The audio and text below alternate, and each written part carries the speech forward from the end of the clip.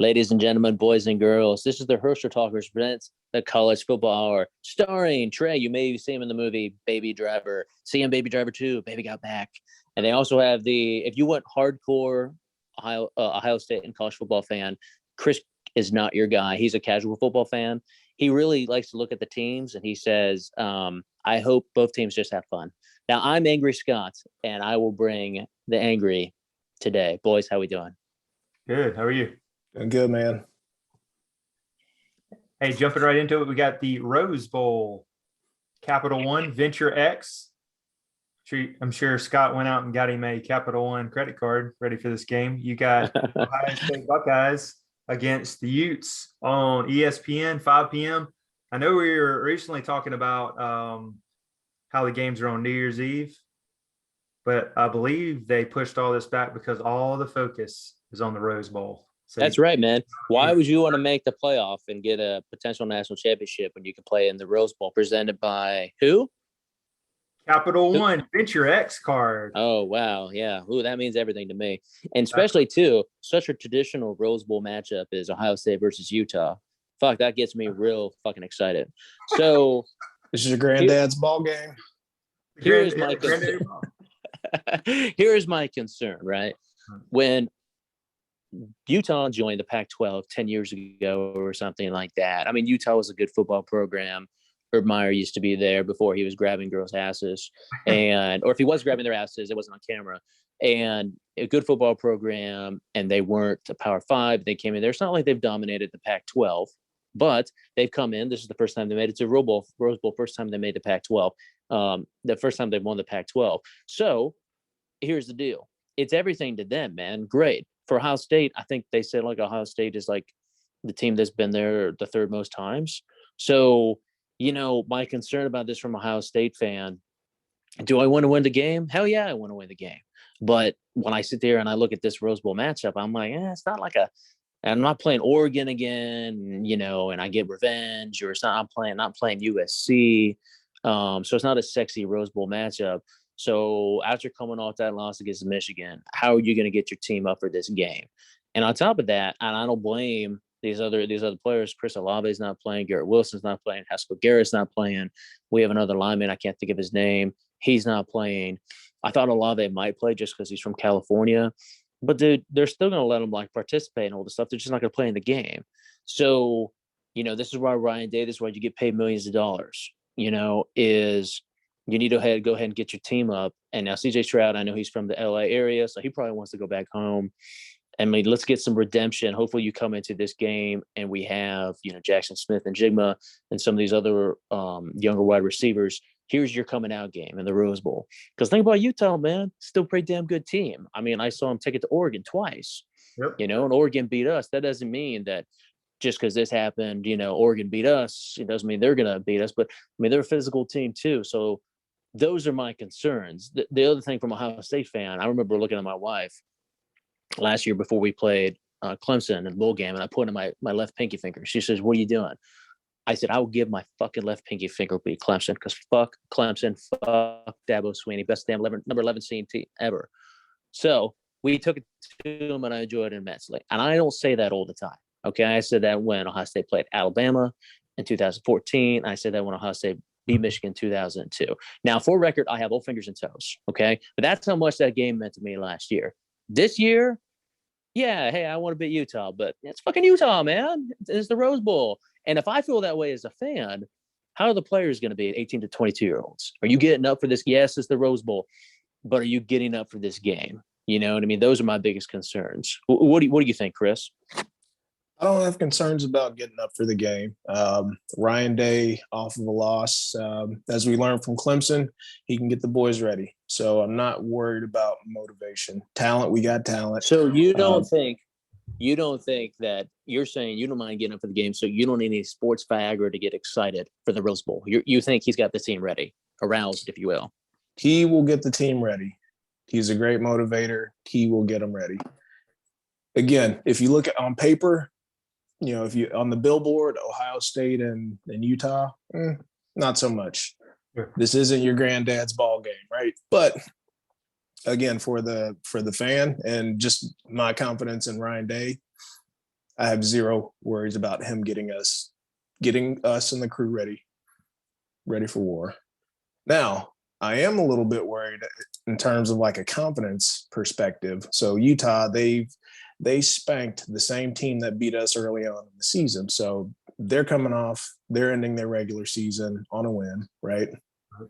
Ohio State, epic loss to a horrible school with terrible colors and a coach who wears crappy khakis, right? So again, momentum wise and just confidence wise, there's a little bit of a concern there. But again, in Ryan Day, we got to trust. So he's making the changes at D coordinator. He's making changes. So again, I think he'll have us ready and rallied. So my concern about that, though, is even though we get a change to D coordinator, I don't think he's, you need like a whole off season and weight training and everything else in a camp. So you get everybody. I don't think he's in there yet. So my concern is I don't think our coordinators have changed from where they were. Now, when Ohio State played Washington years ago in 2017, it was enough. It was a bigger game for Washington, the Rose Bowl, Urban's last game. But will we have it there? I do believe Ryan Day, and that's why you get paid millions of dollars, So, but from the standpoint, I am concerned about the defense because I think from what I've seen Utah, and I'm not watching the Utah Utes every day, but I think they are a very physical team, and so is our defense going to respond? Is that enough time to get you ready to go and play them? Now, offensively, I think we will come out and we will play well. It's just one of those. There's other wide receivers going to step up. So Jackson's definitely going to be your top wide receiver, and then is it Marvin Harrison's son? I can't think of what his name is. I know his last name's Harrison, and then they have a couple other studs. How is he going to come? Now, I did see some report from KSL because every day everybody's like, what the hell is KSL? I had a friend of mine send me a report from KSL, which is like Utah's breaking news. I'm always checking, Salt Lake City to see what's going on. They're like, Ohio State is disgracing the Rose Bowl by not showing up. I'm like, where the fuck have you been? Dude, all these college kids, even though NIL, you're getting paid some money, you're still not getting paid from the school, and you've got millions of dollars coming down the way. And so whether you want to believe it or not, I would hope that you still want to pay in the Rose Bowl, but I understand completely why you don't want to get hurt. As an Ohio State fan, it means something to me to win a bowl game. But even now, hey man, Rose Bowl is a consolation prize. It's still the Rose Bowl. That's great. But I'm not even playing a sexy matchup. I think this is the first time they said that this is a new school, a new Pac-12 team that's made it since 1986. So this is I don't know if all the other Pac-12 teams have made it or if they just don't suck or they just suck or whatever. But obviously it's not Utah doesn't have a long history in the Pac-12. So, those are really my concerns. I don't think Ohio State is disgracing the Rose Bowl because you can still partake in all those things. It's just another reason for an expanded playoff because, whether it be 8 teams or 12 teams, even if Ohio State's not in it, you got these other who gives a damn bowl that, nobody's really watching unless you're a college football junkie. And if you're not in the playoffs, it's just a consolation prize. Is there any COVID concerns from either team or from you guys? Or I know that's been any. I'm not aware of any current COVID concerns. Have you heard anything, Kris? No, I haven't heard a ton, but it seems like they're taking enough precautions. I did see an article or a headline about Ohio State not participating in all the Rose Bowl stuff. I think the guys went to Disneyland or something, but like a limited capacity. I don't know, but I don't think that's a huge concern. Again, I think Ryan Day is getting them as prepped as possible and doing all the due diligence on that side. So what do you think the biggest blow beside the Olave guy? I know he's a really good wide receiver on the guys opting out, and who's their backups? Yeah, so the wide receiver, Olave Wilson, those are going to be the biggest losses. Right. And, but then you just have Jackson Smith and Jigma. He's going to have to step it up. And then you're going to have the other younger wide receivers that this is going to have to be their coming out game in the Rose Bowl, or to your point, the tight ends was a Jeremy Ruckert, I think he's still playing. I think years ago when Denzel Ward didn't play, and I think we played USC in the Sugar Bowl or something. It wasn't the Rose Bowl, but we took it to. That's when I knew Sam Darnold, was going to be a bust. We took it to USC 24-7. He didn't announce he wasn't going to play until like the day of. So I almost kind of wish they didn't say anything until like the day before, even though we knew this was going to happen. I don't know if you can keep it from him with the social media, world we live in, but I almost rather have them not have time to prepare for it. Like, hey, I'm not going to play, but just, I'm not going to play, but just we show up and they're not, in uniform. Because I'm sure they're still going to be. I'd be surprised if they weren't still there. It's just, hopefully we have enough depth and we have a couple of these wide receivers step up. Haskell Garrett on the D line's been a stud. But if you have an NFL future, I understand why you don't want to play in an exhibition game. You know what I mean? Because and guess what? If CJ Stroud has a good year next year, that'll be his third year. And if he wants to go pro, unless it's in the playoff, he'll almost certainly not play in, the postseason. So, I mean, that's just the world we live in, man. It's just another reason to expand that playoff. Yep. These guys are making business decisions, but Trey, going back to your point, I think, so outside of Jackson Smith and Jigba, you've got Junior Harrison, but also another freshman from Washington, Emeka Egbuka, right? So right. Fortunately, right, these are good kids, but unfortunately during the Indiana blowout, I was actually at that game. These kids, the younger guys, got some burn in the second half. So they've got a little bit more experience in game, and they've at least got a chance to gel a little bit with all the starters. So I think meshing with CJ over the last week or so, just prepping and everything else, I think they'll do better than we thought. But Scott, back to your point, I think the concern still stays on the defensive side and the liability at linebacker we've got. I just don't know if it's enough time to change what we were doing defensively. Next year's enough time, and maybe they'll come up with a great game plan, and some of that will change. But you don't do that by losing Haskell Garrett, And was it Burke, one of our corners? He might be great, but this is still his first year. Yep. We do have some talking about signing day. We do have some new linebackers that are going to go and reclassify to next year. I think a couple 5-star guys, which we need. We need desperately a kick-ass linebacker. It's just like my concerns are defensively. Offensively, I think we'll be fine. But man, Utah's a good team, and they're excited for this game. And so those are my biggest concerns. So I'll give you a score. Yep. I'm going to say I wouldn't be surprised whatsoever if we lost, but I can't pull against the Buckeyes. I can't. 4.5, by the way. I'm surprised. Yeah, I see it's 4.5. Wow. But if I understand that, but I see a lot of people think Utah is going to win, right? But it's Ohio State's 4.5-point favorite, correct? That's correct. Yeah. So, I mean, we've got the talent. I hope it's still enough talent to overcome the Utes.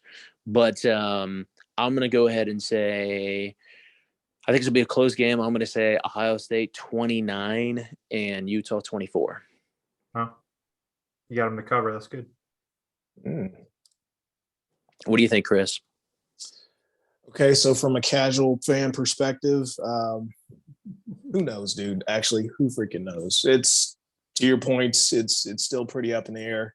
Defense has me a little bit uneasy, but we've never had issues putting points up on the board when we're clicking on all cylinders. So I'll say, let's go 38-31. Ohio State? Ohio State. Always Ohio State. What do you think there, Trey? What is your expert analysis? Your I guess your unbiased analysis of this game? Kris actually stole my one number, my pick, so I'm gonna switch around a little bit. I was originally going to say 38-24, but I'm gonna go 35-24. They're going to cover. I think CJ Stroud does really good on the back end. I think you guys are going to lead on what's the Henderson kid's first name? Sorry, Trayvon Henderson. I think you're going to lean on him a lot. Really explosive player. I think you're going to stop their run game. The Thomas guy, I think he's got a little bit over 1,000. And the rising kid, he'll throw a pick every now and then. Unfortunately, he's kind of mobile. He's got the long hair. But I like you guys. Got a little bit of chip on your shoulder coming off the Michigan loss. So I like you guys 35 24, and you guys are going to cover. Do you know that actually years ago, Kris and I took a ski trip. We were in Salt Lake City, and we've actually been inside that stadium. Kris even signed the book there with his name. That's right. It was a small stadium?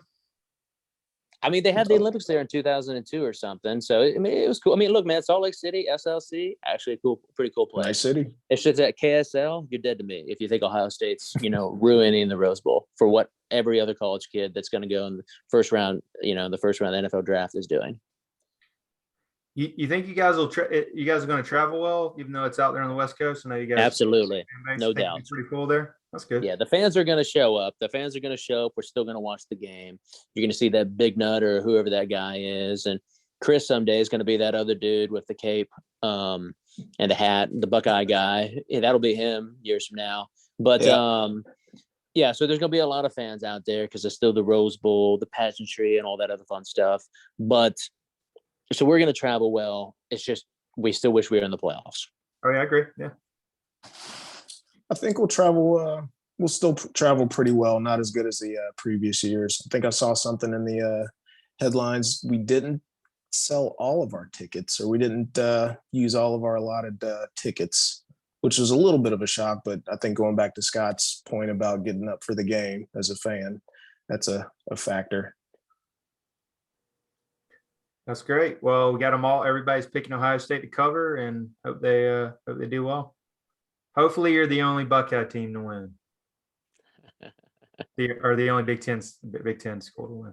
Hopefully, we're only the Buckeye team to win. Is there another one I'm unaware of? Sorry, Big Ten. Yeah, you never heard of the Southern El Paso State Buckeyes? Hey, speaking of that, how many Big Ten schools are?